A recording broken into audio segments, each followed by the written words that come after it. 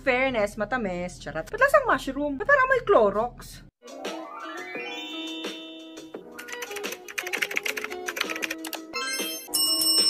Hi guys! Welcome back to my channel, and ang topic ko po for the video for today, ayan, is yan pong nakabalandrang thumbnail ko po sa harap nyo, no? Kung ano ba talaga yung lasa ng CMEN or ng Tamo D, o diba? Parang MOD, parang pa-DJ na ako.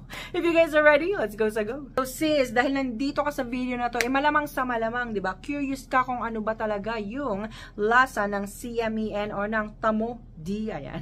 Yung question na yon, yung kung ano ba talaga yung lasa niya, is meron naman niyang professional purpose. So, para ma-figure out natin kung ano ba talaga yung components ng CMEN or ng Tamo D na nag-i-indicate kung bakit ganun yung lasa niya, bakit ganun yung amoy niya. So, although nagbe-vary ito from one person to another, is meron talaga siyang certain or yung common na lasa o kaya taste na nag-i-indicate na healthy yung Tamo D, o diba? Rhyme na rhyme, diba? Just me, Marimar. So, bago po tayo pumunta sa exciting part, mag-basics po muna tayo. Wag po kayong atat. Ganun, charot. So, ang CMEN po at ang SPR, ay magkaiba po. So, hindi po sila pareho. So, magkaiba nga po, diba? So, paulit-ulit tayo dito. Ganun, charot. So, ang SPR, po ay SPR, paulit-ulit.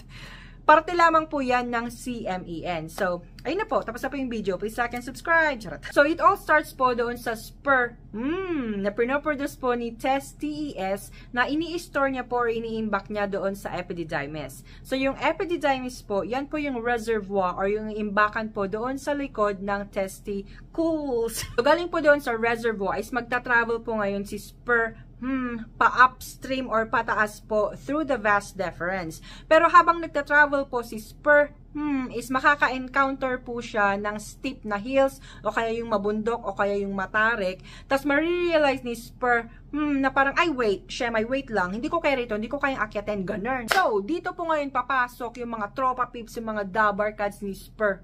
Ayan.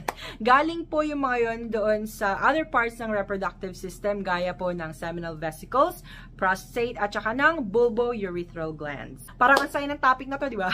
Ngayon, mag-vault in yung mga yan, mag-mix in, mag-joint force together para ma-reach ni SPR yung end goal niya, which is yung fireworks, yung ganun. So, yung galing po sa prostaglandin is meron pong components niya na citric acid, free amino acids, fructose, enzymes, phosphorylcholine, potassium, prostaglandin, at zinc. So, si zinc po ang nag-i-influence sa color o yung kulay at saka yung lasa ni SPR. Siya din po yung pinaka-vital dahil siya po yung nag-i-stabilize doon sa DNA ni SPR. So, alam na this, zinc pa more. Charot. Fun fact. So, nag-produce din po si prostate ng PSA or yung tinatawag na prostatic specific antigen. So, nililiquify niya po or dinidilute niya yung CMEN para po makapag-swim siya ng matiwasay. Ganun. Nagtataka ba kayo bakit parang medyo lasang mushroom or kabote yung Tamo D? Parang rhyme ulit. Eto na nga sis. So, nung nag-travel si SPR through the vas deferens papunta doon sa ampulla, is nagpo-produce yung tubes ng antioxidant na tinatawag na ergothionein, which is nade-develop po ito sa mga mushrooms or sa mga kabute. Kaya nagkakaroon yung CMEN or yung Tamo D ng slight na mushroomy na lasa o kaya taste. So, favorite ko pa man din yung mushroom soup. Mushroom soup ka pa. 70% po ng CMEN is galing po yan sa seminal vesicle, which is mainly made up po ng fructose or ng broken down sugar, which is nagpo-provide po ng energy doon kay SPR para makapag-travel po siya upstream. So, alam niyo na kung bakit manamis na miss yung SPR. Yan. Dahil po yan sa fructose. So, mas matamis po yung fructose compared sa glucose dahil po yan sa molecular structure nila. So, yung fructose is 6-membered ring compared sa glucose, which is 5-membered ring. So, medyo may idea na po ba kayo kung saan papunta ite? Sure, ganun. Fun fact, so yung female body po is nire-recognize niyang foreign agent or foreign body po yung SPR. So, actively nire-reject niya po to. Pero yung malapalos na si prostaglandin na galing doon sa seminal vesicle vesicle is parang Jollibee yan, bida-bida, ganun.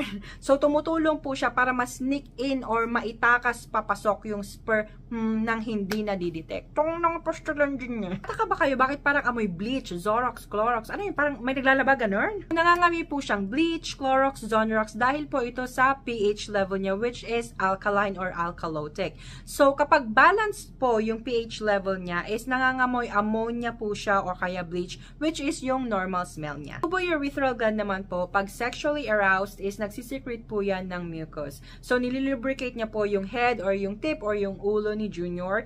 Ni-neutralize niya po yung acidity doon sa vagina at tinatanggal niya po yung natitirang urine doon sa urethra. So, basically, minimake sure niya po na everything runs smoothly, walkily. Ganun.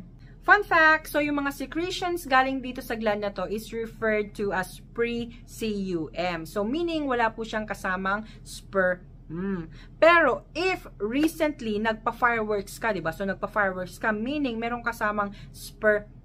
Yon. So, baka merong matira doon sa urethra mo. Tapos, nag-pre-cum ka ulit. So, merong possibility na may sumamang sperm galing doon sa last na fireworks mo, doon sa sumunod na pre-cum mo. So, baka may possibility na maka-jaundice ka. So, sabi nga ni JL, ingat! JL po si John Lloyd Cruz, ganun. Visual appearance po ng healthy Tamo D is clear po siya or milky white or slightly grayish po na viscous or medyo thicker o kaya malapot po, parang mas malapot po siya compared po sa water, yan. Parang almost jelly-like po siya. Depende po, it varies po sa lifestyle.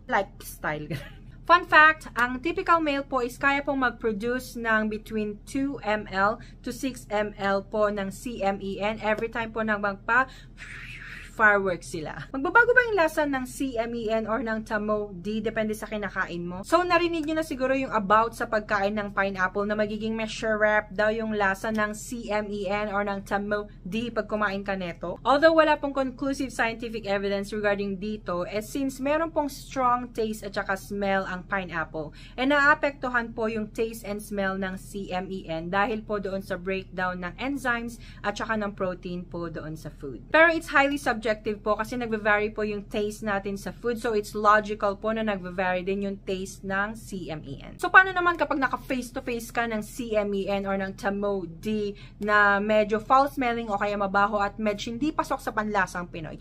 So, pag may something fishy, it could be a sign na may namumuong infection or meron ng infection o kaya naman baka may STI. Kaya check up din, ganun. Siyempre, kumonsulta po kayo sa doktor, no? Alam na naman sa akin, alam naman video, zoom, ganun. Siyempre sa doktor, di ba? Kumonsulta kayo sa doktor kapag may concern kayo na may STI kayo o kaya may symptoms kayo kagaya ng unusual discharges, like pag may changes sa discharge nyo like color, consistency, yung amount, yung smell niya, kapag merong pain at saka burning kapag umiihi kayo, kapag may mga rashes o kaya irritation doon sa private area. Fun fact, alam nyo ba kung bakit nakalaylay yung TES or yung dalawang mahiwagang bola nyo? Pa-Wednesday Adams na ako neto. Ito po, bet na bet po kasi ni Spur, ang cold temperature. So, parang 2 to 3 degrees po cooler than yung normal body temp. Kasi nagta-thrive po siya sa colder environment na provide po ni testicles. May ganun talaga. So, syempre, hindi lang siya parang nakalaylay, no? Hindi lang siya puro aesthetics, ganyan. May purpose talaga siya kung bakit siya nakalaylay kasi they need to stay cool. Baklang to. So, this is it, Pansit. Thank you guys for watching my video. Please don't forget to like and subscribe on my channel. This is Eileen, and I'll see you guys on my next one. Baboosh!